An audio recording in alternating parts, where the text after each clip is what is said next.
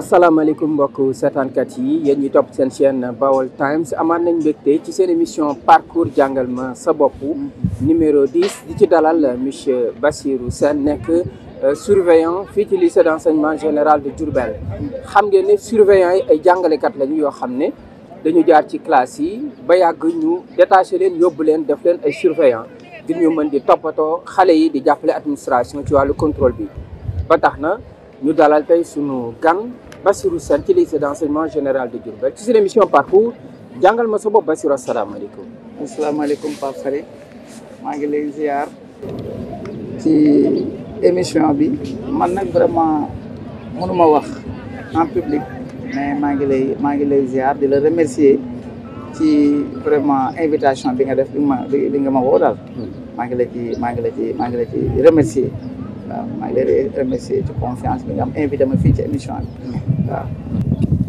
jërëjëf monsieur Sène li tax ñu invité la mooy sa passif ci école bi sa xarañteef itam ci liggéey bi toppatoo xale yi en toute responsabilité ba tax na ñu bëgg la fësal ngir xale yi xam ne am nañu surveillant bu tudd monsieur Bassirou Sène nekk fii ci lycée d'enseignement général de Diourbel nekk koo xam ne ku fonk liggéeyam la waaye itam ku koy def ak professionnalisme. Bassirou ni nga xamee ne noonu la ñu dalalee suñu gan yi weesu bu ñu bëggoon a xam Bassirou Sène cosaanam lan nga ñuy tontu. waaw sama cosaan fii la ci Diourbel waaw sama papa mi ngi juddoo fii Ndofène waaw mais sama yaay elle est originaire de Lambaye. waaw donc sama cosaan daal fii la Bawol daal la. Bawol daal mooy sama cosaan waaw. mun nañu wax monsieur Sène Bawol Bawol laa daal. ngeen juddoo Bawol. waaw Bawol fii laa juddoo fii laa màggee. waaw fii laa juddoo fii laa màggee. fi nga màggee Grand Diourbel bi laa juddoo fii laa yaroo fii laa màggee aussi. d'accord fi nga dalee école. fi nga dalee école ndax jàng alxuraan avant ngay dugg école. waaw jàng naa je suis un produit vraiment des daara. d'accord waaw jaar naa daara fii daara përi fii laa jàngi waaw. en 74 75 laa commencé jàng daara. ñan ñoo la jàngal. jàng naa fii daara ci Amadou Amel Grand Diourbel. waaw jàng naa ci Amadou Amel jàng naa ci Alpha Ba. Alpha Ba jàngal na ma alxuraan. waaw jàng naa ci ki ñuy wax Yorongal aussi. presque 85 86 laay wàcc alxuraan daal en 85. wàcc nga alxuraan wàcc naa alxuraan 85 macha allah 86. macha allah naka nga gisee jàng alxuraan ba pare soog a dugg école. waa xam nga li ma doon wax rek ñu bëri dañuy wax ne jàng alxuraan vraiment dina am lu mu def ci élève bi dina am ci lu mu def ci doomu aadama bi loolu nag man sama bopp laa koy xoole parce que boo jàngee alxuraan jàng école dina am lu bëri loo xam dina am loo am ci école bi am loo xam ci alxuraan bi mais quand même dañuy wax rek ça va tirer la bonne graine de livret mooy loolu daal ndax alxuraan bi di nga am loo ci jàng dina am loo xamante ne di nga ko jàng ci nga ko xam ci affaire diine. école bi aussi di nga am loo ci xam. mais nag fu ci nekk rek da nga ciy seet la quintessence li nga xam ne moo gën ci yow rek nga dund ko. waaw loolu daal xam naa ko. macha allah loolu daal la waaw. bi nga wàccee nga soog a dugg école. bi ma wàccee non dama doon jàng alxuraan en même temps di jàngale école en même temps. d'accord 75 laa dugg école. 75 ban école. J'ai fait la mission. Je suis passé par la mission catholique. D'accord. Je suis passé par la mission catholique. foofu nga jaar CI ba CM2. Un mercredi 1975 boobu laa dugg école. D'accord. Un mercredi.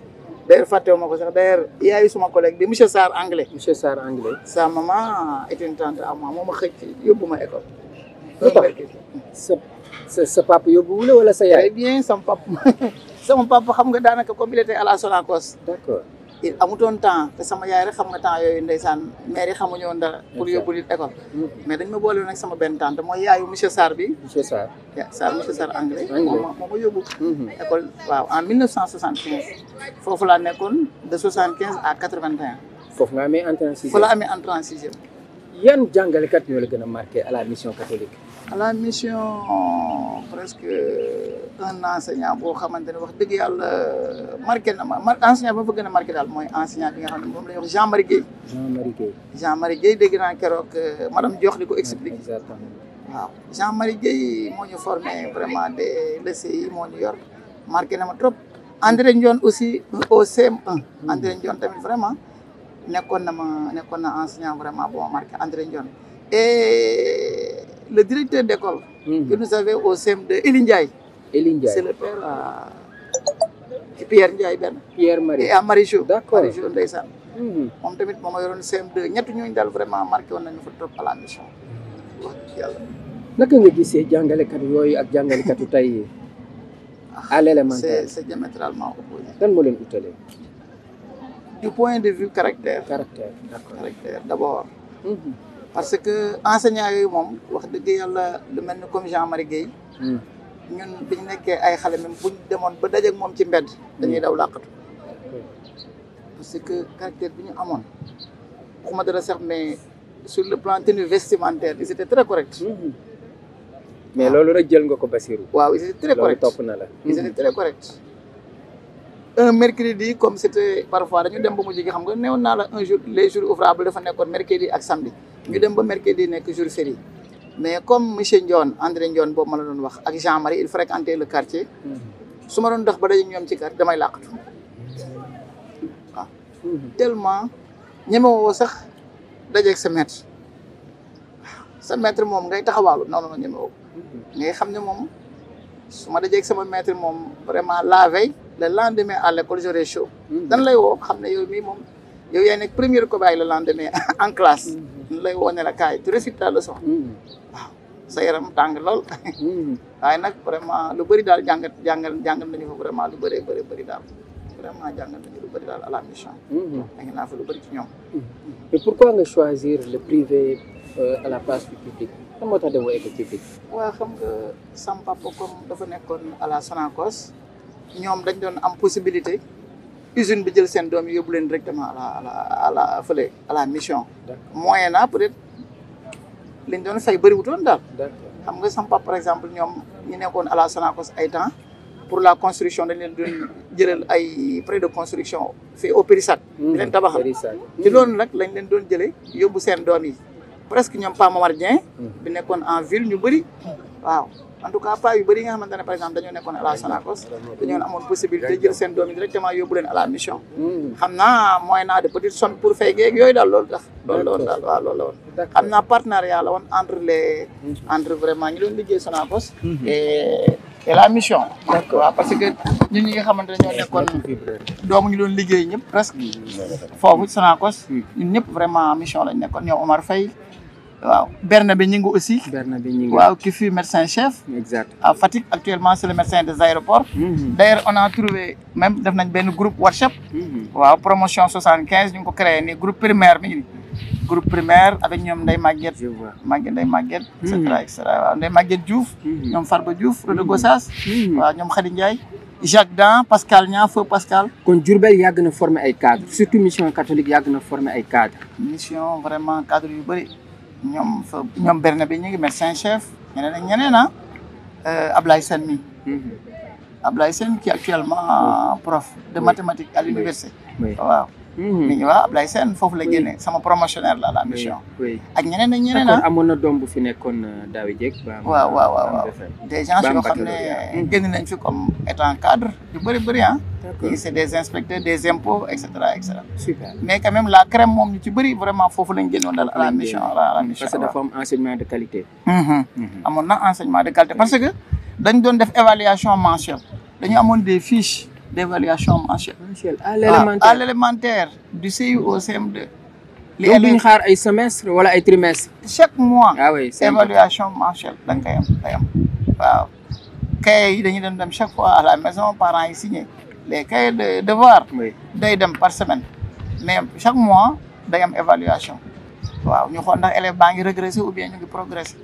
waaw des fiches dûment remplies par les enseignants et les parents signé donc 1981 nga am entré en sixième dem collège police wala nga dem public dem CMT public d'accord parce que c'est Dieu qui m'a aidé mais j'ai failli virer à P12 waaw parce que dès ma tendre enfance sama copain yëpp ñoom Bernabé ñu ngi ñoom Jacques Dan vraiment ñoom ñëpp c'était des catholiques et je faisais du catéchisme aussi ah bien oui je faisais du catéchisme avec les Thomas Diop waaw je faisais du catéchisme ay Edouard Niakadia c'était le bibliothécaire de la mission mais dañu doon jël ñuy def catéchisme waaw demoon naa ba nag bi ma may entré en sixième et on prenait les meilleurs élèves di leen yóbbu waaw j'ai failli virer au collège faire P12 à Thiès mais ñu tete vraiment l'intervention de mon père taxawu ne ma nag wax dëgg yàlla maa dugg école jàngoo maa jàng man taalibe sëñ Abdou Akim man maa jàng kon nag damay ñaan wax dëgg yàlla ñu bàyyi la nga toog fii nga dem CMT ndeysaan moo fexe dem gis directeur Eli gis aussi gaa bu nekkoon fii au lycée foofu ne ko daal su ma sañoon un des formateurs fële à Saint-Gab ne ko su ma sañoon ngeen bàyyil ma bas fii mu dem CMT c'est ça qui m'a valu mon orientation au CMT en 1982 waaw ma def fa 82 ba 85 nga dem fekk fa ban principal ma fekk fa principal Dieye monsieur Dieye ku lewet ku baax ndeysaan fekk fa ay surveillant aussi ñoom monsieur Ndim fekk fa doyen Ndim ku baax vraiment fekk fa monsieur Diop Diop ndeysaan beneen Diop Ndulo wala il y avait Diop Ndulo là-bas ndeysaan Machiavel mooy un gars qui m'a beaucoup ndeysaan marqué aussi fekk fa ñoom Gadiaga au CMT monsieur Gadiaga exactement ndeysaan monsieur Biagui yal na ko yàlla yërëm monsieur bi qui était bien ndeysaan monsieur Biagui m'a formé waaw ñoom monsieur Koné en français Koné mademoiselle Yade SVT ndeysaan monsieur Khoulé en mathématiques vraiment fa laa nekkoon ba jàll sama kii BFM avec brio en 1985. man mosuma def classe 2 fois. 2 fois macha allah waaw surtout terminal rek laa ko. dinañ ci ñëw sax dinañ ci ñëw mais naka nga jàngatee CMT à l'époque mu nekk un CM d'excellence parce que il faut le reconnaître CMT formé na aussi ay cadres yu bëri.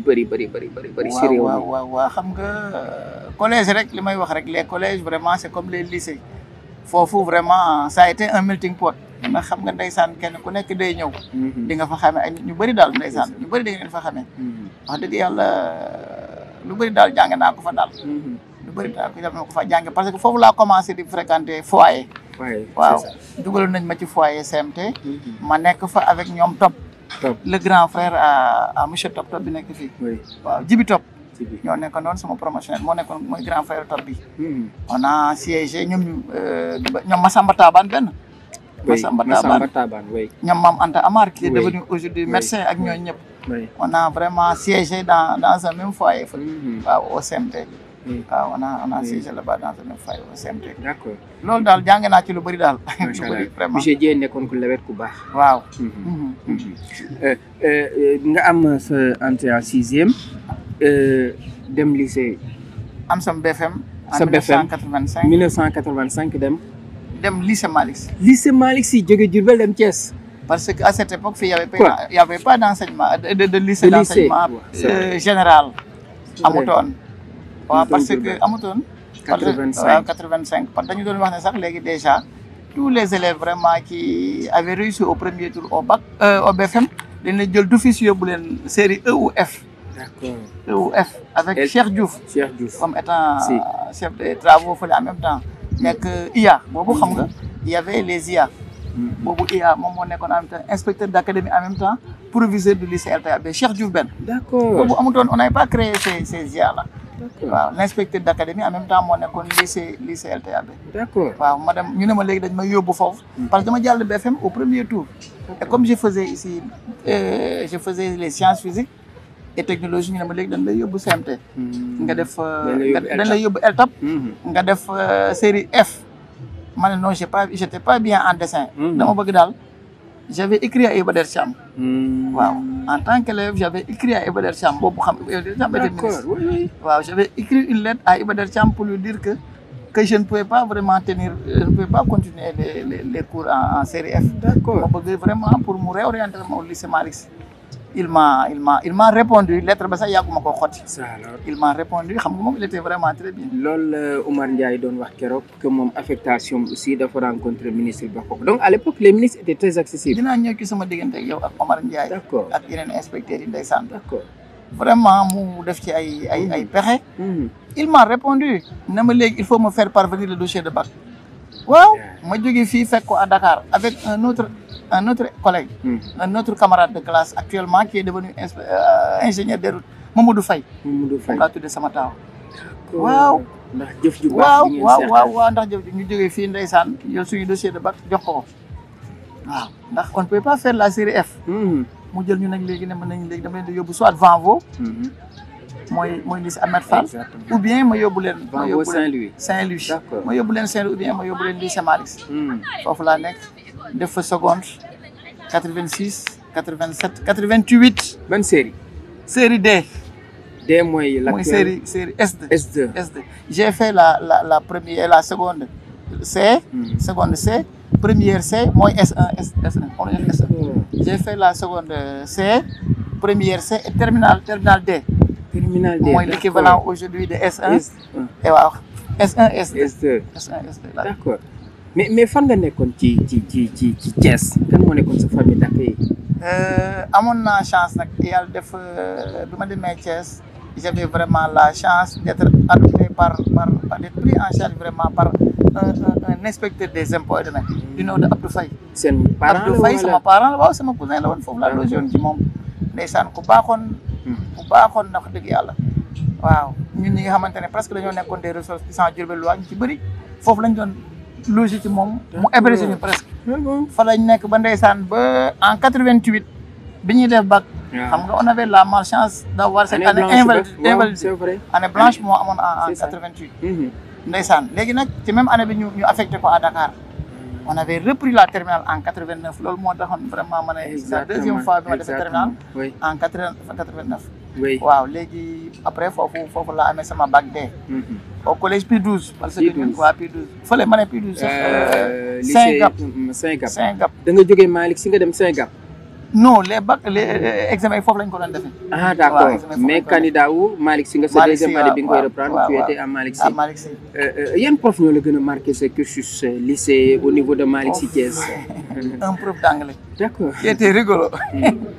un prof d'anglais vraiment du nom de un gars de Pout hein. Un gars de Pout. Les fins du mois il venait prendre de l'argent teg ko sur la table. waaw. Monnaie des billets de 10 000 textes sur la table. Il demandait aux élèves d'en prendre. Qui en voulait, les gens s'inscrivaient. Non, c'est pas possible. Waouh! Qui ne m'a dit que 2000, qui ne 1000 francs, qui ne bëgg naa ci nangam. 1000 francs boo ci jël. 1000 francs boo ci jël c'est 2 heures c'est 2 heures d'interrogation. 2 heures d'interrogation écrites après hein. Ah bon? Ah oui. Loolu la woon daal, c'est 2 heures d'interrogation écrites après. loolu daal donc boo jëlee 1000 francs am nga 2 heures d'interrogation. nga jël 2000 am nga 2 heures. nga jël 500 am nga 30 minutes. Ça alors. Non vraiment c'est un gars qui m'a beaucoup c'est vrai. marqué. Ça, et c'est puis dañu doon jàngal sax dañu incité sax ñu jàng anglais. Vraiment on faisait des exposés tout le temps en anglais malgré qu'on était en série S. waaw le prof aussi de philo vraiment un certain Diédhiou. moo tax on avait les meilleurs résultats venaient des séries S. Jusqu'à présent fii boo xoolee en philo et en français j'étais bien aussi en philo. parce que un certain Diédhiou vraiment m'avait encadré aussi ndeysaan. ñoo ngi daal ñoo nekkoon prof yi ma gën a marqué foofu. waaw monsieur. mais génération bi nga wax sànq est-ce que tombé wu leen ak génération Modou Diagne Fada génération Aly Ngouille Ndiaye au CMT. CMT ñoom ñoo ñu jiitu. ñoom ñu jiitu. D'accord. ñoom dañoo dem en 85 ñu ñëw 86 84 85. ñu ñëw 85 86. D'accord.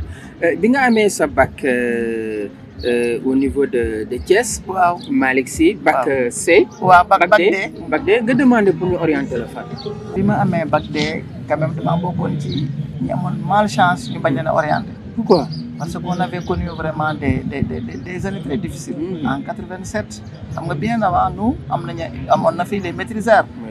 waaw des diplômés maîtrisards mon grand frère en faisait partie mooy sama frère bi nga xamante ne moo nekkoon ci papeterie bi. ñu jox leen ndeysaan ay boulanger.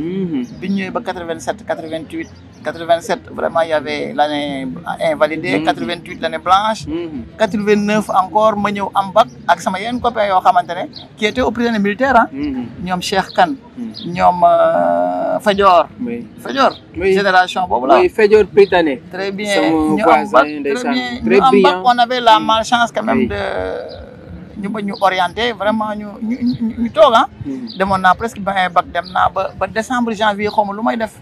sama benn frère woo ma ne ma ak sama benn rakk papa bi Mor Sène. Mor Sène bi.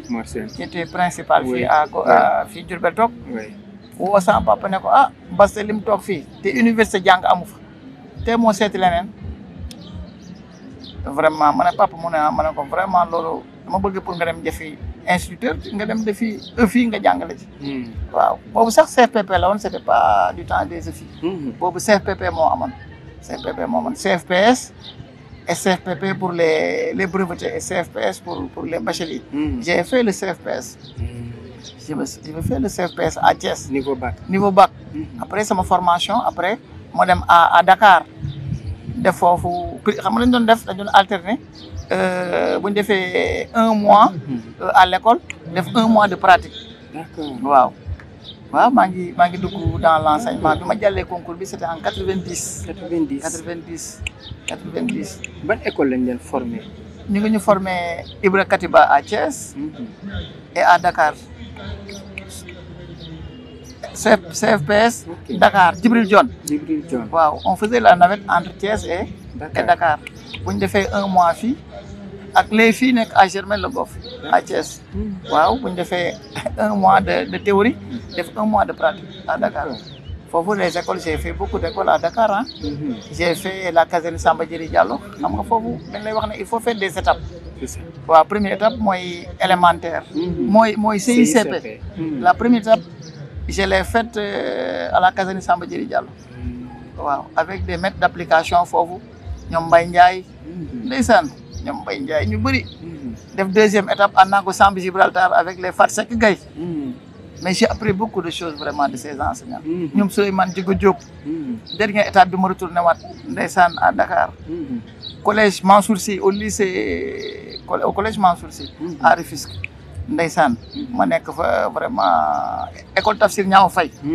J'ai trouvé là-bas des enseignants chevronnés. waaw ay Souleymane Djigo Diop doo ko gis. muy il y a beaucoup de livres yoo xam ne édité la ci.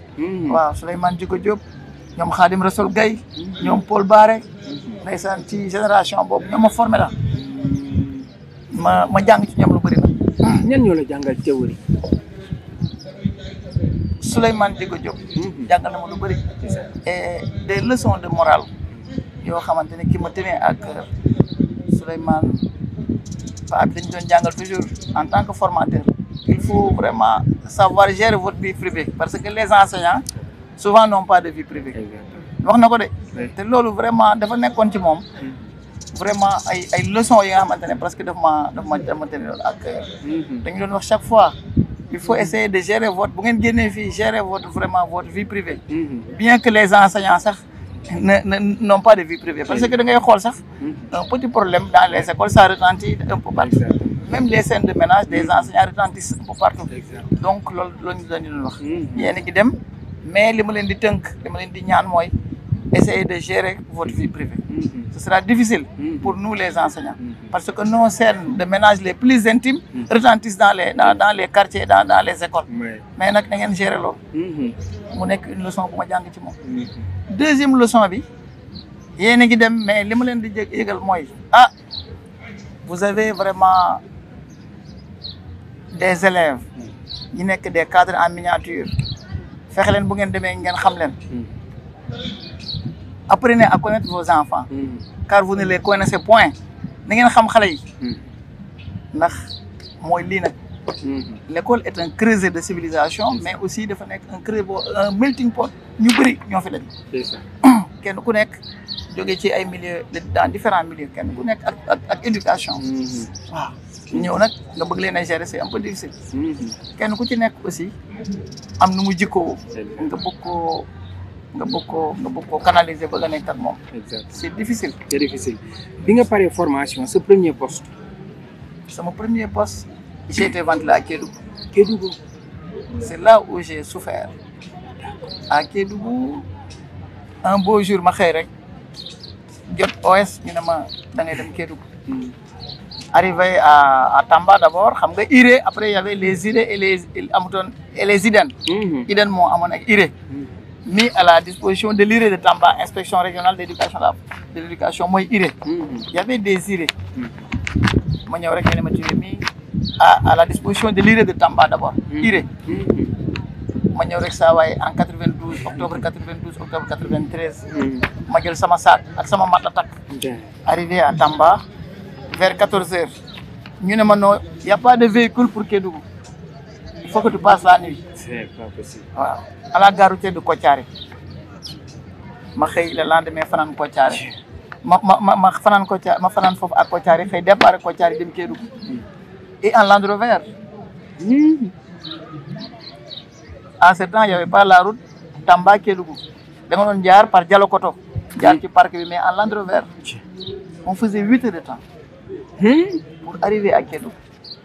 J'ai quitté Tamba le matin egg Kédougou presque vers 19h 20h. ma ñëw foofu fanaan ci benn restaurant. La gérante s'appelait ndeysaan bu baax Maguette Sarr. qui venait de Kaffrine.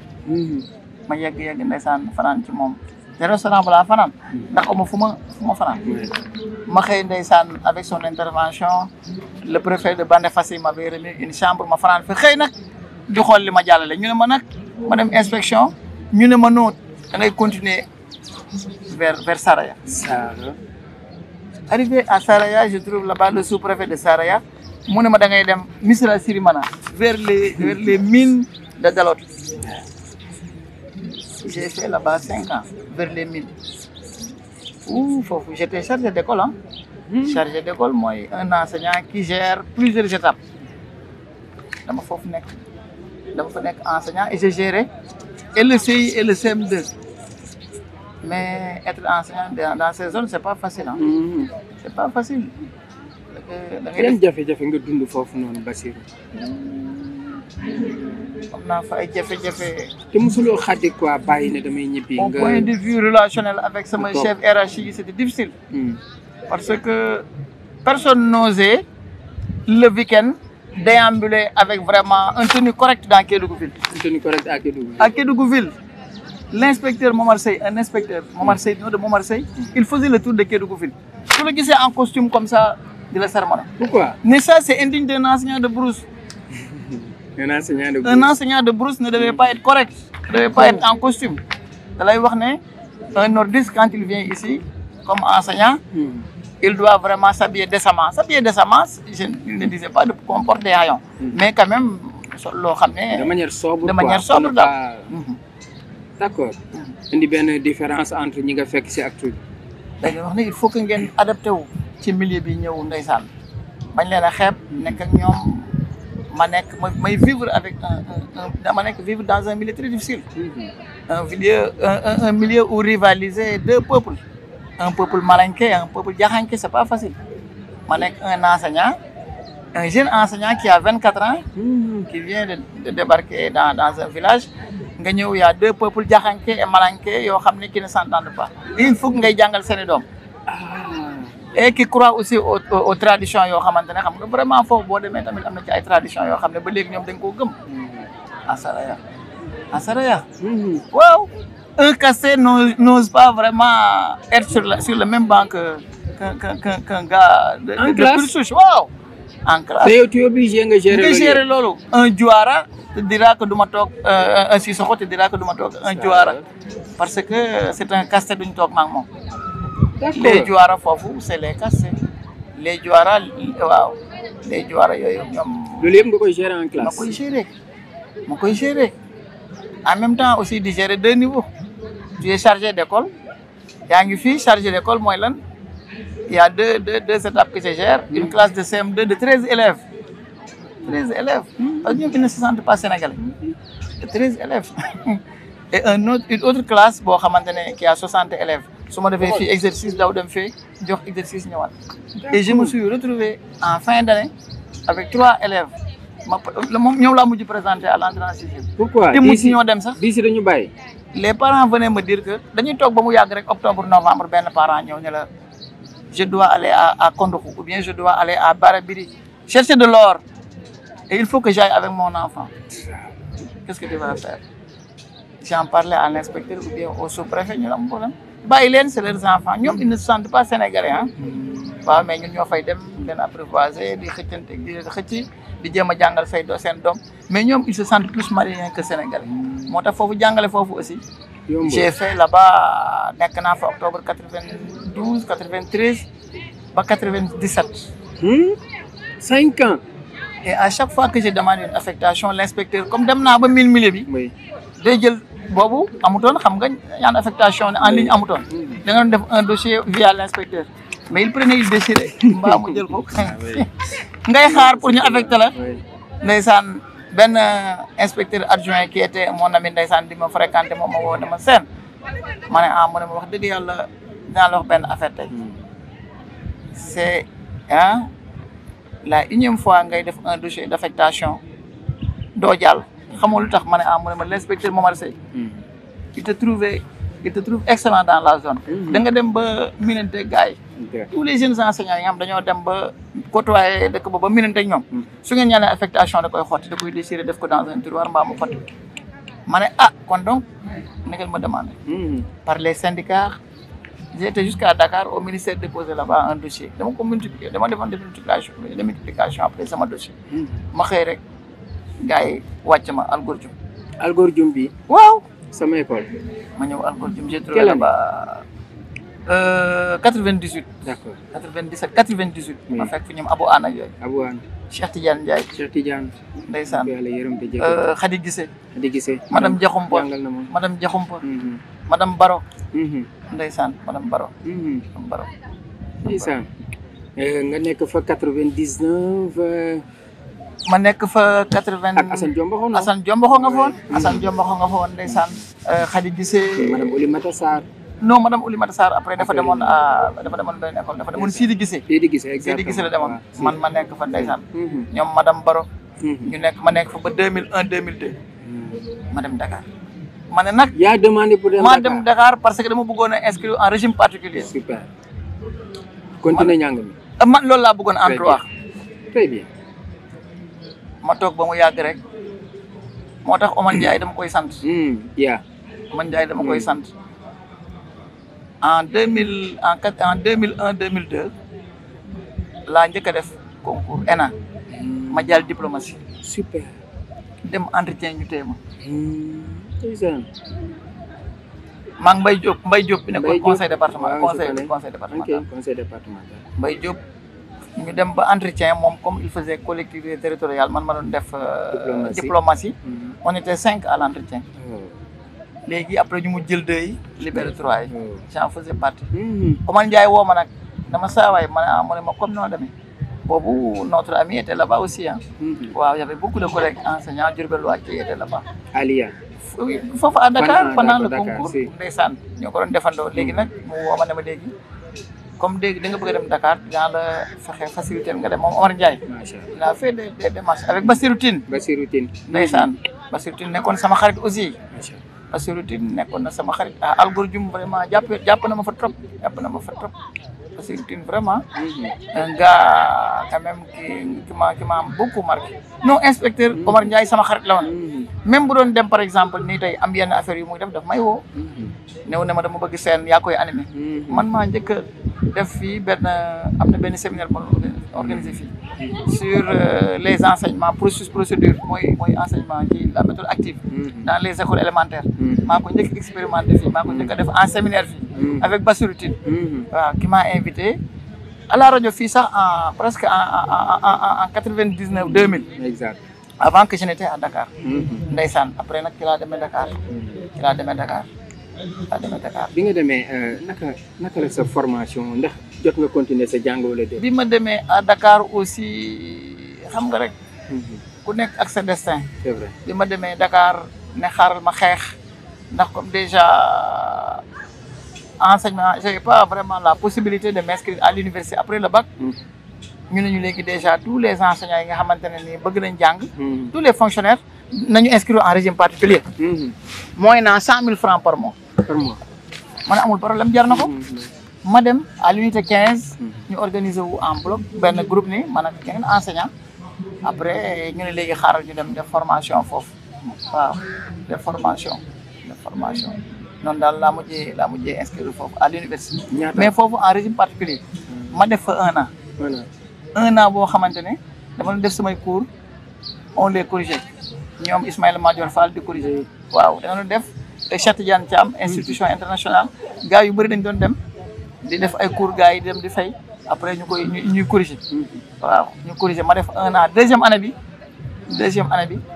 parce que foofu chaque fois dañ leen wax les enseignants ak ñooñu dañ buñ bëggee mën nañu fay foofu mën nañu continuer foofu waaw xam nga amoon na beaucoup d'enseignants yoo xamante ne régime capacitaire bi lañ defoon moo leen dañuy wax régime capacitaire mooy bala nga inscrire en première année de droit da ngay jaar foofu def 1 an 2 ans de régime capacitaire après door def ñu door la dugal nag nga def première année de droit ma def régime capacitaire balaa jaar ma defee 1 an deuxième année bi ma femme était malade ma ñibbisiwaat Omar Ndiaye ne ma léegi comme yaa ngi bëgg a ñëwaat te da nga bëgg a lancer wu ci concours yi te dem nga bëgg a jàng foofu mu sottiwul léegi il faut essayer de voir seetal fu la neex ma yóbbu la fa nga toog fa di jàng tu auras du temps libre plus de temps libre ci la ma jëlee après dama seetal foo bëgg ma indiwaat la ma ne ko su ma amee lycée Ndayane ma jël 2007 d'accord 2007 ma ñëw fii ci lycée bi nga jógee Dakar kon en 2002 ba 2005 foofu laa nekk 2002 ba 2005 2006 léegi 2006 laa ñëwaat fii octobre. mais Dakar da nga doon jàngale en même temps di jàng. dama doon jàngale en même temps ban école nga nekkoon. maa ngi woon école unité 15. unité 15 encore yor fa yan classe. yoroon naa fa CM1. CM1. yoroon naa fa C2 yoroon naa fa CM1. d'accord école Amadou Racine Ly. d'accord à unité 15. d'accord ah Amadou Racine Ly à unité 15. kon lycée Ndayane yaa ngi fi ñëw 2006 2007. mais CAP kañ nga ko am. sama CAP à la sortie laa ko am. à la sortie dañ doon génn rek avant ak nga dem CAP. Kédougou. waaw à la sortie lañ ko doon. très bien léegi bu ñu doon totaliser sa expérience ci jàngale ñaata. 1900 boo xoolee presque 93 laa dem ah. 93 ba 2007 93 ba 2007 presque c'est 21 ans. C'est 30 et quelques années. D'accord. Ah, super après nga génn classe yi. nga ñëw lycée Ndayane. ma ñëw lycée Ndayane en 2007 2006 2007. fekk fi ban proviseur. ma fekk fi proviseur Seck. yàlla na ko yàlla yërëm te jégal ko ñu koy jaale waa lycée Ndayane yëpp mais aussi di ko jaale képp koo xamante ne yaa ngi yëngatu si wàllu jàngale proviseur Seck. d'accord noo gisee lycée Ndayane bi nga ñëwee léegi ci résultats yi élèves yi nga xam ne mooy nekk suñu dernière question. waaw lycée Ndayane ñëw naa fi en 2006 2007. En tout cas lu bëri daal fekk na ma fi. En tout cas mais nag quand même. samay rapport ak élèves yi parce que yow élèves yi ngay gën a jëflante. waaw je sais que sama rapport ak élèves yi xëy na peut-être lu bëri rek li ma sawaay doon wax. loolu laa doon xalaat sama formateur bi ñu doon wax rek apprenez à connaître vos enfants car vous ne les connaissez point. ma ne xale yi daal ndeysaan naa leen jéem a approché rek. moo tax yërmande boobu laa am ci ñoom. di leen jàppale. waaw yërmande boobu nag moom laay man yàlla rek laa ci xool daal. waaw maa ngi xeex pour xale yi pour ñu nekk dans d'excellentes conditions. waaw en retour nag doomu aadama motut. parfois ma am ak ñoom yéen jàppal bàyyi waaye nag yéen saa yi ndeysaan. ma xam ne yéen ji rek laa am ci ñoom. yéen ji rek. parce que la finalité mooy suñu fi jógee ñu réussir rek. loolu rek laa bëgg ci ñoom. lan mooy métier surveillant lan mooy seen liggéey. waaw xam nga dafa am terme surveillant sax presque li may wax rek gars yi ak Iba Der Thiam bi mu ñëwee. avec la réforme bi mu defoon en 82 sur l'enseignement élémentaire dafa waxoon ne le terme de surveillant est un terme péjoratif bëgguñu moo ñu koy waxtaan. un surveillant nous sommes des conseils pédagogiques de l'éducation. waaw léegi nag. terme surveillant boobu les gens l'utilisent mais pas à bon escient dañuy koy jël vraiment am fu ñu caricaturer le surveillant ak yooyu yëpp ak fu ñu koy yemloo yooyu te ñun nous sommes vraiment des parents et des éducateurs à la fois. Asalaamaaleykum maa ngi tudd Ndeye Awa Samb maa ngi premier L2A. monsieur Sène moom suñu xarit la des fois da ngay génn si ba maree naan aussi si moom ngay dem mu jël na ndox nga naan boo amee ni bu comme ça nga war a génn dem si moom pour jël billet resort aussi dina waxtaan ak yow ba jox la billet mu amul benn problème. maa ngi tudd Serigne Khary Boye nekk premier L1 moo am problème am baa boo ñëwee fee moom di ko laaj ko billet di la wax dara da lay jox billet moom amul benn problème waaw baax na ba pare amul problème ba pare da lay yegg ba boo ñëwee mu jox la billet ak ndox mi moo ñu koy jox fi yenn saa yi waaw ak ataaya moo koy jox yenn saa yi protéine man la Seynabou Diop nekk classe première STD monsieur Sène moom bu baax la moom ndax bu ñëwee dañuy jox billet en plus que ndox mi ñu naan ndox mu neex bi moo ñu koy jox di ñu conseillé lépp moom. amee retard yenn saa yi waaw jàppee nañu kon doomam moom bu ñëwee dañuy conseillé lépp. Monsieur Sène surveillant ci lycée d'enseignement général de Diourbel nekk ku baax koo xam ne saa soo demee bureau am dafay teg ataaya bi collègue yi di ñëw di naan si ataaya bu baax a baax foofu ci bureau bi nga xamante ne moo fa nekk ak madame Dieng ak madame Fall.